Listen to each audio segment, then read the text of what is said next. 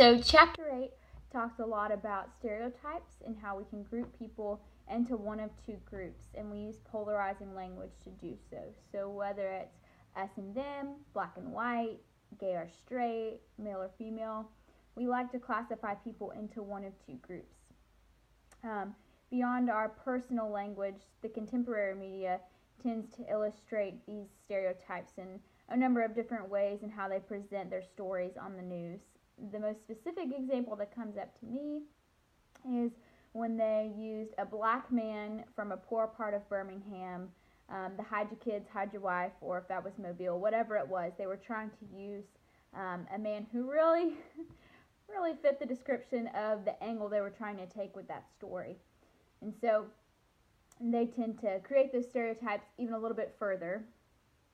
And then it also talked about inflexible versus flexible stereotypes. Inflexible stereotypes mean that you're not willing to budge in the way that you think about them, and flexible meaning that you're mindful of your own mind, and just trying to break down those barriers and not always think in that mindset, or when you do think in that mindset, correcting yourself and making sure that you're not judging people by what you've heard about them with those preconceived notions.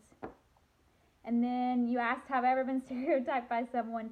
And yes, people think that because I'm doing a PR degree and I'm no longer going to law school and that I'm getting married, that I am getting an MRS degree and that I want to be a stay-at-home mom or something along those lines, and that could not be further from the truth. And I've had an interaction with a friend who didn't know me very well, and I explained my situation, and he thought that I was doing that, which is hilarious if you know me.